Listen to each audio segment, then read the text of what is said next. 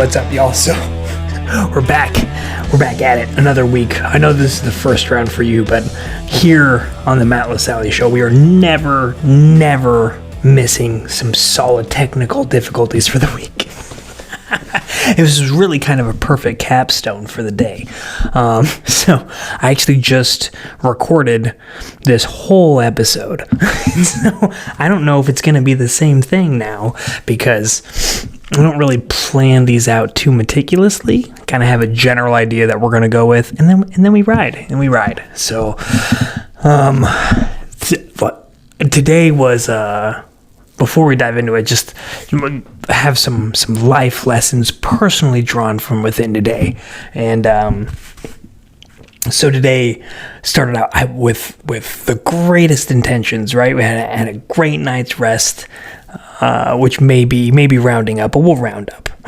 So it started out with the greatest intentions of I really wanted to I had a lot to do today, and I wanted to be really productive, and there were a lot of things on the to-do list, and I knew that I had the time. Today was kind of like the big day to pursue a lot of catch-up work when it came to school stuff, and a lot of catch-up work when it came to the show and produce and come and hang out with you guys. It is now 8:43, and I am trying to stay true to our Thursday commitment. So if I can get this done and published out to you in the next 3.5 hours, we're good. But I started out today, I wanted to get a bunch of the work done that I didn't want to do. And so that's not necessarily the way that I recommend people go about their days, or it's not the way that I typically even necessarily go about it, but depending on the day, I will decide to front load with a bunch of stuff I don't want to do. It's kind of like when you eat dinner and you don't want to, and you kind of save like the best part to the last, like we have dessert after we eat the meal. That was kind of like what I wanted to do today. I wanted to have my not so appetizing portions done and knocked out first. And for me, that was calculus. And so I had a midterm I needed to do, and in order to do that, I had to basically take the midterm beforehand, so like a pre-midterm.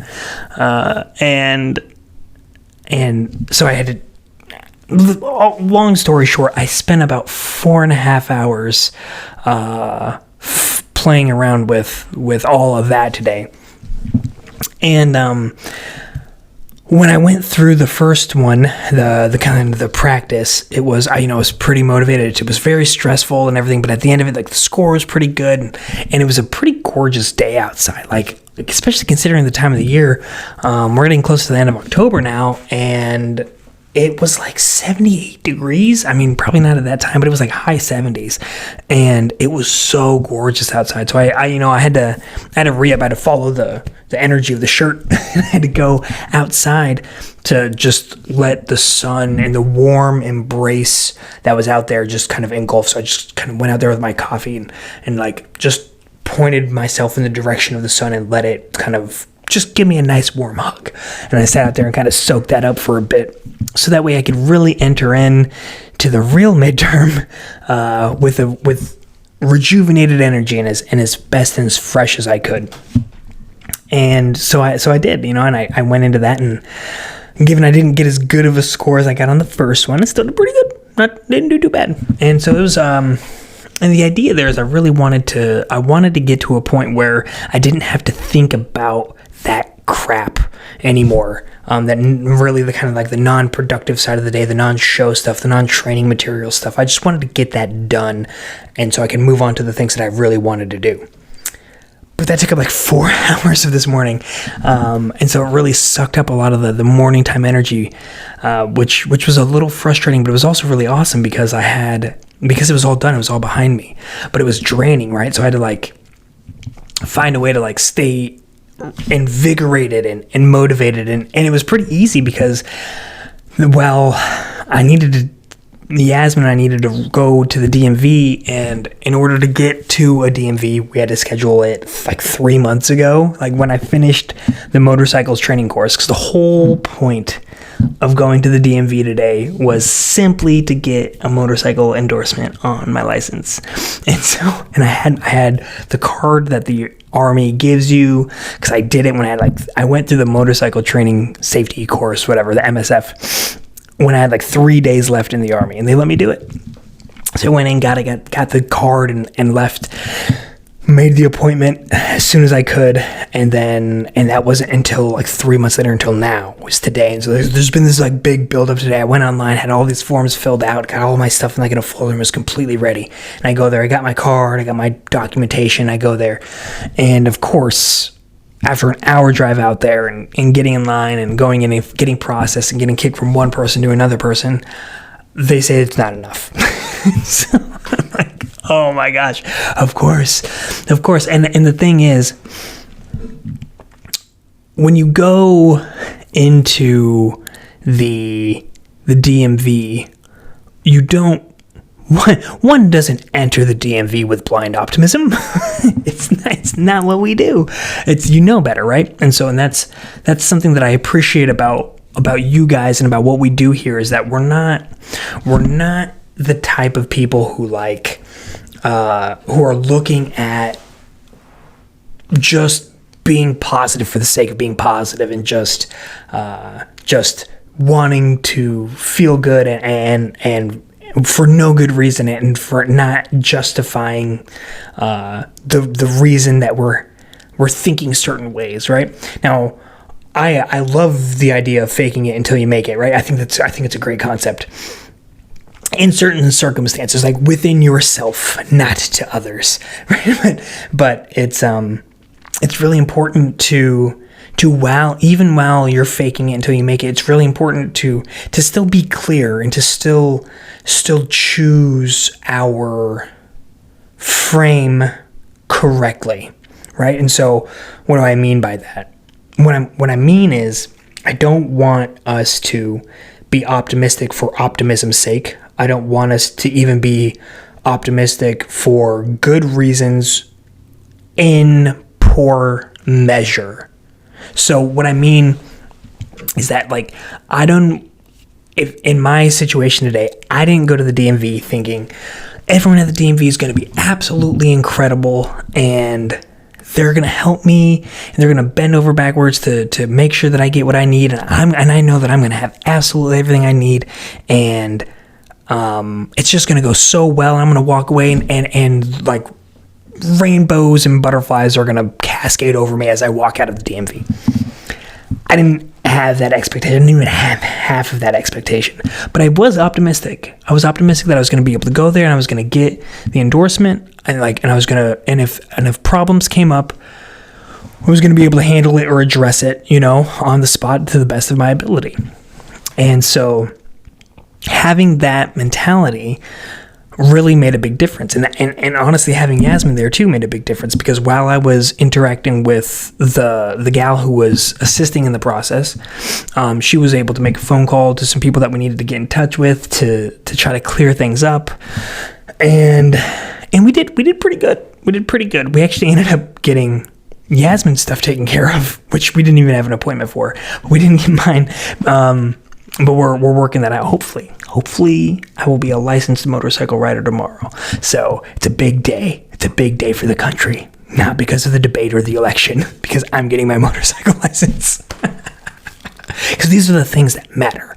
But truly, but when I think about going back to blind optimism, and this is all kind of like a preface, right? We're going to get into what I really want to dive into in just a second, and actually kind of segues quite nicely.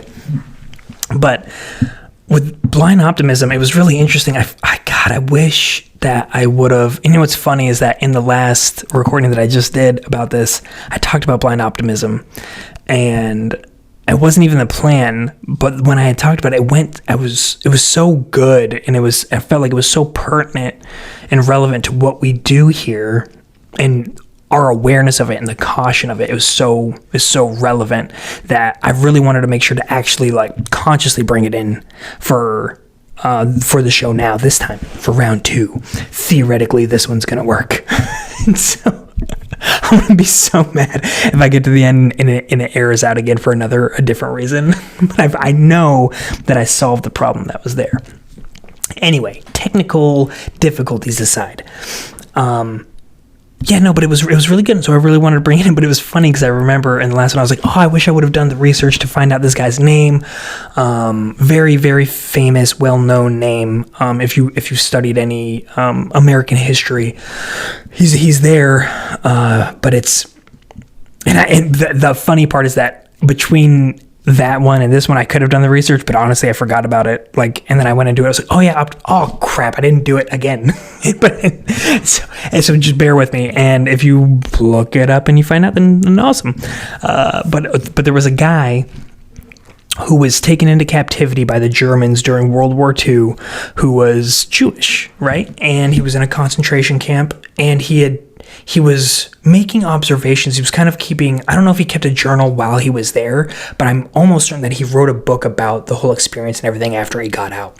And it was really interesting because while he was there, he was paying attention to like the mentality of people, like the way, the approach, and the attitudes of different groups or different individuals he was sharing the concentrated camp area with, right?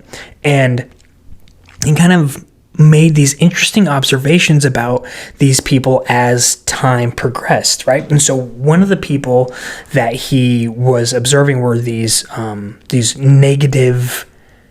negatively biased individuals. They were prone to not thinking that good things were going to happen. It was all crap, and everything was going to nothing was going to get better, and they were all going to die, right? Essentially, it was like kind of the mentality that they had. And he said with those people, they ended up dying really quickly because, their constitution, their internal kind of grit and ability to overcome and to, kind of take things one day at a time wasn't really there. They were just all down in the dumps, and anytime anything bad happened, they were like, oh, it's just going to get worse. And with that, like, you're not having the mental foundation to support you while the physical space and your actual physical environment is changing for the worse around you, right? You don't have a good self-reliance and resilient attitude to fall back onto. You're already down in the dumps, and it's just the beginning of how bad it's going to get. So as things got worse and worse, those people actually ended up suffering more and dying faster than a lot of the other people that were there. Now, even more interesting is that the people that he noticed that went into the concentration camps that were extremely optimistic, they went in, their thought process was something like, oh, well, people know that we're here, and I know that, like, we're going to get rescued, and it's not going to be that bad. They'll bring us food and all of these things. They had all of these kind of expectations in their head of how it's not going to be that bad. And so every time it was that bad, then they got knocked down. And then every time it was worse than that, then they got knocked down further. And as things kept deteriorating, their expectations were just being blown out of the water, like in the most wildest and unexpected ways that you could kind of imagine, like, ever. And for those people that are going through that, and they had these, like, everything's going to be good. Listen, guys, we can do it. And then they just get slapped down time and time again. Like, no, it's going to be okay. But with no real basis, no pragmatic, like, hard foundation to go off of to back any of those positive thoughts. They were actually... what this gentleman I noticed was that these were the ones that actually died first. They actually died before everyone else, before those people that we were talking about that had these real negative biases. Because the people that went in real negative, they were like, yeah, it's going to be awful. And they got awful dream, like, yeah, it's awful. but then because of that, and they're like, oh, it's awful, and it's just going to keep being awful. And so they didn't have the resilience to stick through. But the people that thought that it wasn't going to be awful it was such a hard contrast that it broke them emotionally. And that emotional break actually led to earlier expiration than everyone else, which is really, really interesting. It's like this supreme importance of optimism. We talk about it, and it's important to build it, because it's really hard to look at your life and to think about who you want to be in a way that, in a practical way, where you want to take steps towards doing that without having an optimistic point of view. Now, you can do it. This is like the conversation about the push and the pull, and I think that this is the foundational ground for anything that we want to do, anything that's bigger than us that we want to accomplish, anything that takes more than a week to get done, or more than a day, anything that takes more than a day's worth of work to get done, is going to have some sort of a push-pull mechanism. And so when I think about the push, that's kind of like the negative side. This is the existence, the type of existence that you don't want to have. This is the type of person that you don't want to be, and it's pushing you, it's propelling you away from that existence and into activities that promote something else, right? That's the push. That's the negative. That's I don't want it, and so it's pushing me away. Now, the things that pull you, that's the optimism. That's the happy. That's the good things. That's the bright future that you've created in your mind. This is like, I want my world to look like this. I want my life to be this way. And this positive generation of what the world could be for me is pulling me. I'm being pulled towards that goal. I want to run 10 miles. And so I'm being pulled towards this accomplishment, towards the idea of being someone who's fit enough that can run 10 miles, that has friends that are motivated and push each other to do great things in this realm, right? These are all pulling you. These are all different aspects that are pulling you towards it. And the things that are pushing you would be like, I don't want to be a fat body. I want to be in shape. I want to live a nice long life, and I want to feel good, and I want to be thinner. I want to look better. All of these things are like, I don't want to look this way. I want to look fit. I want to feel fit. I want, and it's, so these things that you don't want, these are pushing you like, I'm being pushed away from the fat body me. I'm being pushed away from the lazy version of me to being pulled towards the one that follows through, to the one that's fit, to the one that's got friends who are motivated to push each other to be the best that we possibly can be.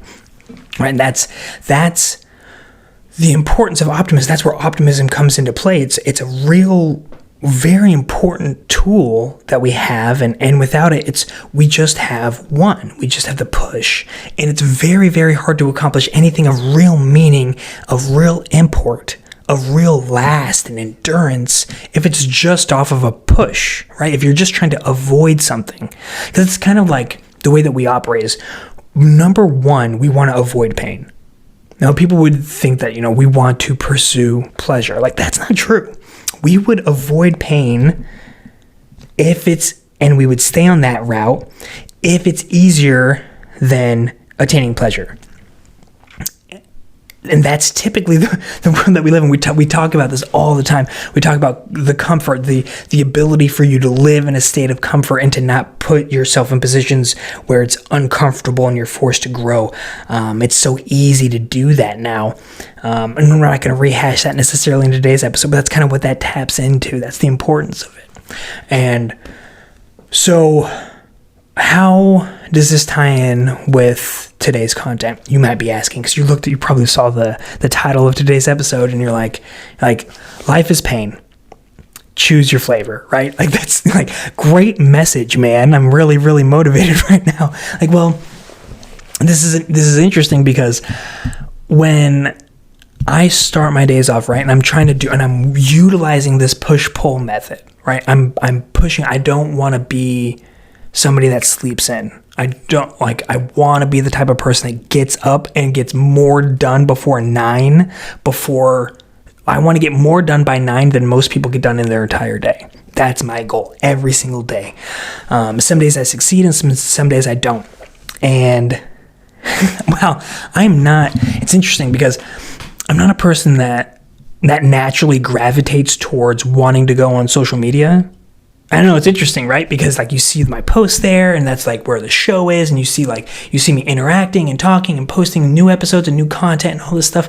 But it's not a place that I go to on a reflex to like pass time, or to enjoy, like as something that I want to do, like, oh, let me hop on Facebook real quick. Like, I don't know if anybody does that, as like, this is what I'm gonna do right now. I think it's something that steals time away.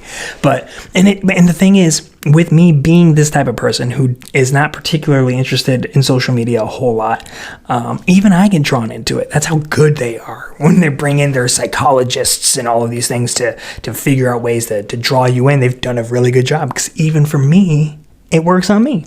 And it just so happened that on one of my less than rocket launch starts to the morning, I found myself scrolling on Facebook, and it's usually lead off of I'm trying to post something first thing in the morning. I have an idea. I'm like, oh, that's really great. I want to make sure to get that out to you guys, and then when I go on there, I see other people's stuff, and I'm like, and then it gets me wrapped up. I see funny memes, and I start scrolling, and I'll stand there, like, oh, what am I doing? And I'll throw my phone away from, like, oh, okay, get back to work. Like, we have things to do. I don't have time. I don't have time to sit there and scroll, but occasionally things get sacrificed because I get sucked in. And thankfully for today's episode, that happened, because something happened. It was probably 2 days ago where I got sucked in. And if you guys have followed the show for any length of time now, you'll see that my typical responses when I relate to posts that I see online, it's typically not an endorsement. I don't know if it's because I'm in this sect and like motivation and resilience that I see more of this stuff and more of these posts and more of these motivational tags. I pray for your sake that that's the case, so that you're not being bombarded with them the way that I am. Because when I see them, it's gross. There's everything's so played out. I swear there's just like 8 quotes or 8 themes that just get recycled and rehashed, and somebody might say it with one different word, or they just put it in a different frame where it looks different, but it's the same thing over and over and over again. Like, I get it. You're not original. You're not even a reverb. You're an echo, right? And if you're not familiar with that, check out my website.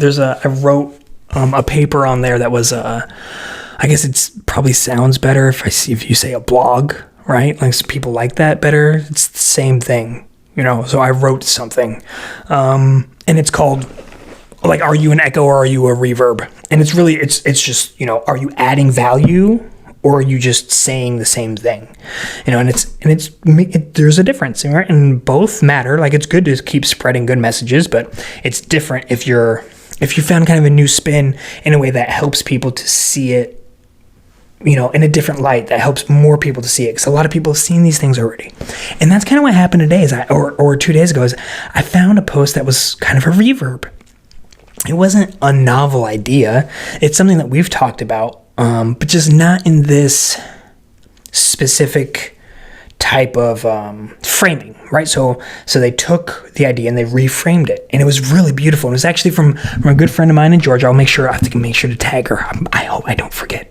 Sorry if I forget, Shamika. This is from Shamika Hill. I saw, and she'll post up some motivational stuff or whatever, and honestly, some of it falls in line with what I was talking about, and no love lost. A lot of it's just reposts and all that, and it's good, happy stuff. But there is, let me see, I'm going to pull it up real quick. I had it up before, but in the spirit of getting everything fixed for the re-recording, I restarted the computer, so everything got turned off.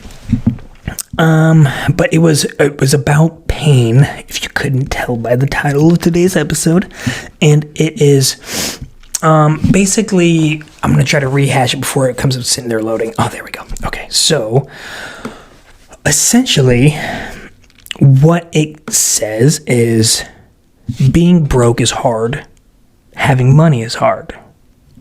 Choose your hard. Marriage is hard. Divorce is hard. Choose your hard. Being in debt is hard. Being financially disciplined is hard. Choose your hard. And I thought that was great. Like I'm pretty sure that's what was, that was the original post. I think that I copied that correctly. And I don't know who the original poster was. But it was good, it kind of recaptures the same thing that we talk about of avoiding your comfort, but this is more of an acknowledgement of, no matter what we choose to do, there's going to be difficulty in life, right? And it's just kind of about what kind of difficulty do we want? What flavor of pain do we desire? I actually made some additions to this, and I wanted to just throw them out there for y'all. These are my thoughts. So I added, being an employee is hard. Being an employer is hard. Choose your hard. Keeping up with lies is hard. Telling the truth is hard. Choose your hard. And I said, remaining in the gutter is hard. Picking yourself up is hard. Choose your hard. And I think you get it. You can keep going on this for hours and days on end, but I think you guys understand kind of the idea, right? It's when you look at the ways that we choose to live our life, there are multiple different avenues and different ways that you can live, but no matter what your path you choose, there's going to be difficulty involved. And so why choose any path in particular if there's going to be pain involved regardless, right? And so you have to think about what the pain is, and really I think more aptly, I think it's more relevant to think about when the pain is, right? And so what we see with a lot of these and with a lot of aspects in life is that we are choosing when we're living a life when we don't feel necessarily fulfilled. We tend to be making choices where the positive outcomes come quickly. The pain doesn't come quickly. The pain comes eventually and over time as a way of life where it kind of creeps up on us. Like that 600-pound guy didn't go from being a stick thin 12-year-old kid running around to being 600 pounds and obese, like taking up 3 seats on the airplane, right? This doesn't happen overnight. It sneaks up on you, right? It's over time because we're taking what feels good right then. And it's hard to find that juxtaposition between those feelings when you don't have, if you've never gotten the great feeling that you get from getting a great night's rest, starting off your morning with like good stretching or like a physical workout, and then eating well. Like it's hard because, and especially in the American society and what we've come to call it as like the standard American diet, where it's kind of awful, right? There's a ton of really bad manufactured food that's readily on the available for all of us, and it's easy to fall into that trap, even when you know that it's not good for you, because it's all so convenient and you just kind of go with the flow, and you don't feel necessarily like these big hits of pain right off the bat. You just you get the satisfaction of like, oh, I'm going out to eat. Like you go to work and they're like, hey, do you want to go out and grab some McDonald's with us? You're like, yeah, cool. I want to hang out with friends. I want to be socially accepted. I want food that's fast and easy, where we can sit down and you can eat and then we could get back to work, But it's interesting when you think about it, because there is pain. There is culturally accepted pain associated with this, because we all acknowledge that the you that's at work at 1 o'clock is not the same you that's at work at 9 o'clock, right? Those are two different worker bees. And it was the same for me. And even when I fall off the diet and I'm not eating the way that I want to, and I eat some crap stuff around lunchtime, I get the same thing, I feel down. My energy's low and my enthusiasm's low and my optimism's low. Like everything is just just kind of in that food coma stage. And that's not where we want to be, you know. And it's because we're getting that, we're not looking at pain that way. It's become so accepted and it's such standard, and because we all do it, then it's like, oh, it's fine, you know, it's whatever. We're all dealing with the same pain, and so it's like, you know, like you're dealing with it, we're dealing with, oh yeah, we got that slump, and it's like almost like a joke, right? And so that's part of what you have to overcome, and it's very difficult when, especially like I said, if you don't have that juxtaposition, if you haven't ever done it before. But that's when you start to acknowledge this, and you start to acknowledge that like there's pain involved there. And I'm not even talking about like that lunch pain. That's just a funny example of like an immediate pain that you actually do get from something that you're getting immediate satisfaction from. And I'm talking about like you're starting to put on weight and you feel like crap, and like more long term, like you don't have the energy to like get out there and play with your kids or to go out and to go do fun things because you're consuming so much crap. And this is all this food stuff is just one example of what we could take from the list that we went through. It's just the one that I'm choosing to do right now. So you can do the same thing with any of them. But you have that pain that builds up over time. And what I'm hoping to do now is to help you acknowledge the fact that pain is there. Like, yes, your life, you're dealing with difficulty. You're dealing with pain, and you're choosing it, right? They're like who you are right now on the other side of this, listening to this right now, your body right now is a result of the decisions that you've made until now. It is not the result of it is also the result of the decisions you have not made, right? So you can make different choices. You can choose a different hard. It's hard right now. Like it's hard. You're dealing with low energy.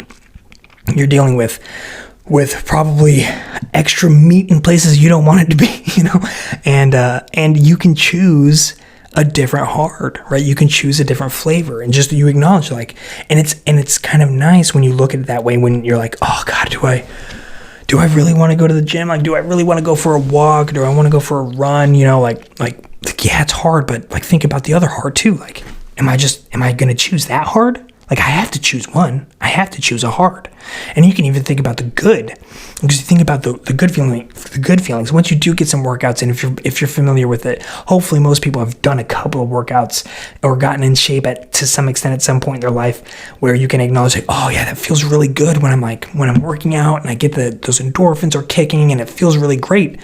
You can look at that and say, okay, well, I could choose, like, I really don't want to go to the gym, you know, but what is the good feeling I get from not going to the gym? Like, oh, well, it's like rest, and I don't have to like go in there and get myself motivated to lift heavy things or to go for a run and to propel my body. And like, and so, okay, so the satisfaction is, and the good feeling you get is not doing something, is like sitting around and relaxing. So try to turn this into the best way, is relaxing and not engaging in an activity. Compare that feeling with the feeling that you get of accomplishing the run, right? Of that you get while you're running, even though there can be pain there. And but the feeling you get afterwards, like especially in that moment, like when you're having that moment, you're like, oh, I really don't want to run.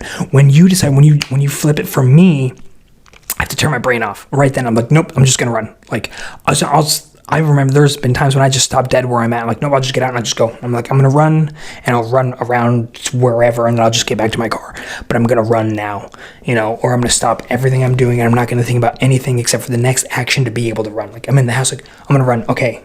If I have that thought where it's like, oh, well, I don't know if I want to run.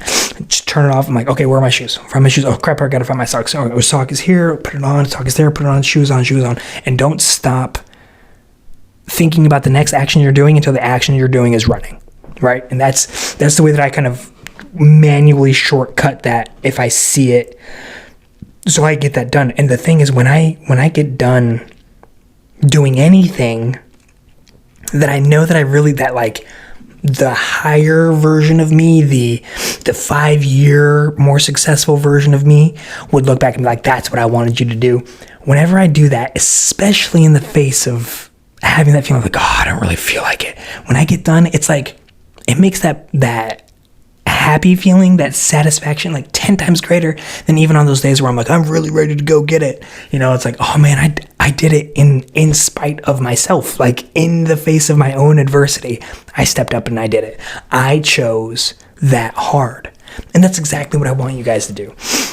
I know it's short, and it is, but it is. For me, I'm an old man, and it's late.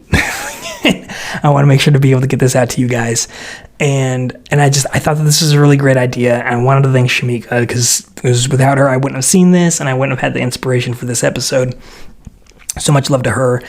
And thank you guys. I appreciate you guys coming back, and I'm glad that you're enjoying this. Right now, it's particularly important because I know it's really stressful out there.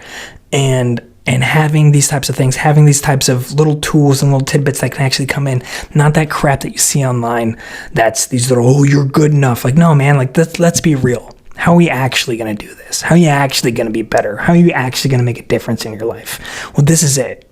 Think about your heart. Think of, like, choose it. And as you're choosing her, now that you've heard this, whenever you're making that decision, I'm hoping that this starts to ring in when you're going to grab that cheeseburger. Like, you know what? I'm not choosing that hard. I'm choosing different. I'm not choosing the feel like crap after lunch hard. I'm going to choose the workout, the fasting hard. I'm going to choose the hard that it is to skip lunch, and to put my body closer to a state of ketosis, or whatever the case may be, to push myself that way, because I'll never be mad at myself for skipping lunch. Like, I might get a little hangry, but I'm not gonna be like, oh man, I sure wish I would have eaten. Like, it's just, you'll be fine. Like, you'll be okay. And it's pushing yourself. It's like an experiment. It's fun. So choose your hard, and play around with it, and start to identify the hard that you're choosing now, and figure out which hards you want to keep. Because I'm sure that there's hards you're choosing right now that you want to keep around. So do that. Keep those ones and choose the other hards. Take a look. Spend some time with yourself. That's like the number one lesson that we take away from here, is you got to take time with you to figure out what it is that you want. And if you do that, I will see you guys here again next week for another episode. Thank you so much. Have a great weekend.